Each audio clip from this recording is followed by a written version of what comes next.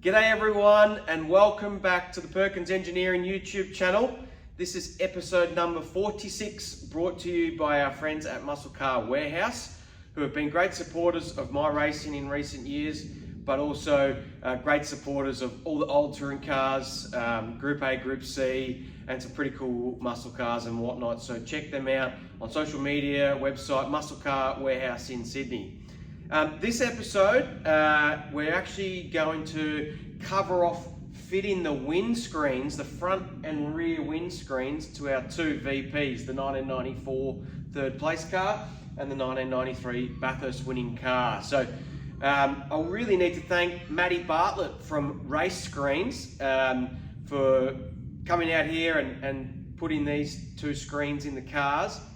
These days, Matty's business is kind of more into the tear-offs and polycarbonate plastic screens that you see in supercars today and a lot of other racing categories. But Matty's been around a long time and he's the most trusted guy in windscreens in Australian motorsport, and he was our only port of call for these jobs. And also for our 2003 car, he was responsible for putting the screens in.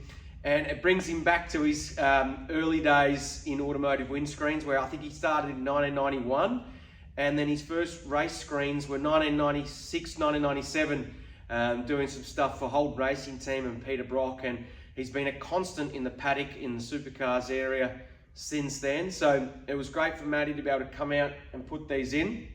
I actually wasn't very prepared in terms of making a video. And when Matty first started on the job, I spoke to him about maybe chucking some GoPros on and getting some footage of him fitting the screen. So what I've done is sort of cut up a bit of that footage, and we're going to check that out now, and I'll add some comments and bits and pieces in there along the way. So let's check it out. Putting the glass Pilkington original windscreens back in these cars, a very big ticket item, and we're really glad that they're in the car. So let's have a look at how Matty does it. So our footage picks up on Matty starting with the 1993 front windscreen. He's already sort of dummy fit the screen and then pulled it back out of the car, and now putting in some adhesive foam to the center stay bar, which was a Perkins part, and just a little bit of foam sits between that central stay and the glass itself. And then what Matty does is primes up the area ready for all the urethane, the glue to hold the screen in with some foam then around the sort of outer edge of that.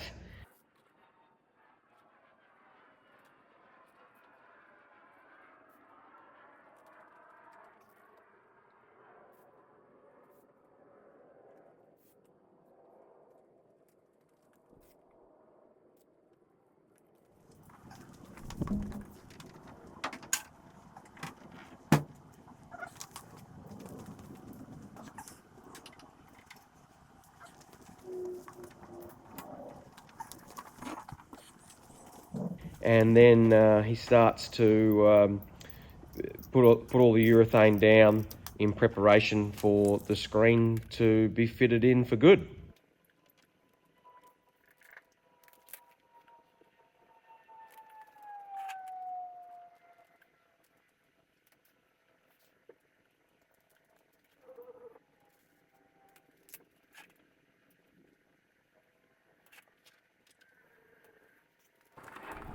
Then Matty grabs the screen, sits that into place, a little bit of manipulation and some packers at the bottom to get it in the right spot and the right height.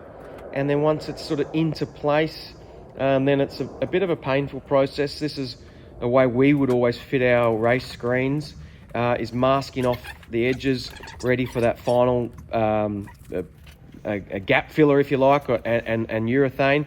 And then that runs to the edge. So we don't run the window rubbers, the road car rubbers. A couple of reasons. One, as Matty pointed out, the urethane is a lot stiffer, and you can imagine the open area of the window. It's a massive part of the torsional rigidity of the chassis. So we try to keep them as stiff as possible. But also the rubbers tend to not sort of last forever. Seen many a road car and things where they're off flapping around to the sides and just generally don't really fit the requirements of what we did, especially around Bathurst and places like that. So we don't finish them off with any road car rubbers. It's all Uri, as we call it. And Maddie does a great job masking it all off, filling it back up, and then the painful process of scraping it away and leaving a nice tidy finish. But his work ethic and quality is second to none. He does a ripper job, and as you'll see, the finish is absolute top notch.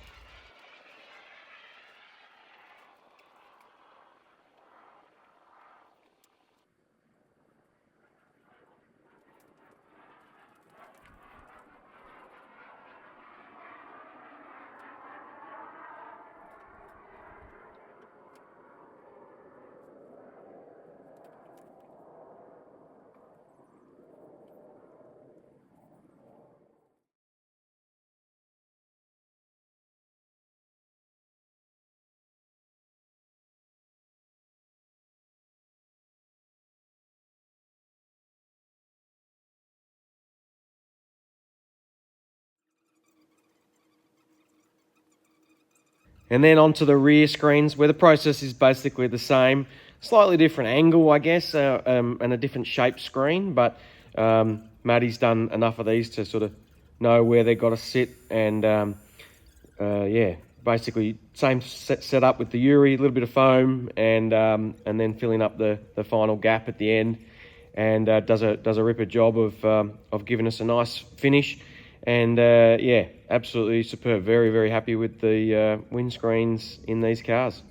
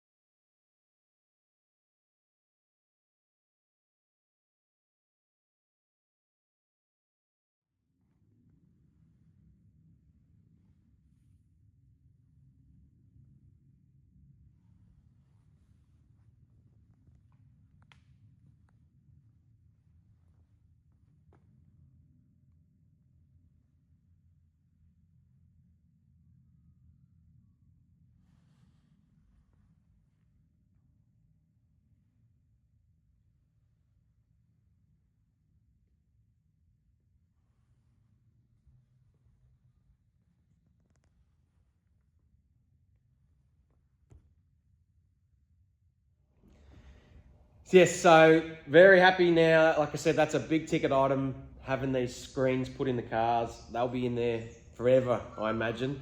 They would turn them over quite a lot back in the day because you get a lot of sandblast.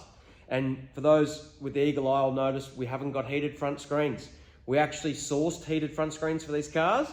And then when I started to do my research with photos and in particular the wiring harness, no heated front screens in Perkins cars until 1995. So both cars run the standard Pilkington front glass, and they've got heated screens in the back, but we never had them wired in. So yeah, great job from Matty Windscreens, as he's known.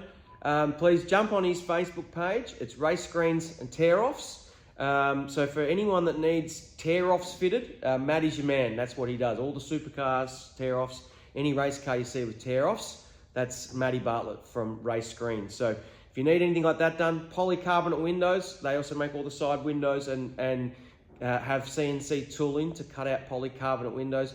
Matty is your man. So check him out, Race Screens and Tear-Offs. So big thanks to Matty for chucking these ones in the car, and we're stoked with the finish. Thanks again for tuning in. Episode 46 that was. Like and subscribe our YouTube channel. Really appreciate all the support, and we're looking forward to more and more videos, and I think pretty soon we'll have one with this rocket on the track, which is going to be awesome. So stay tuned, and thanks for tuning in.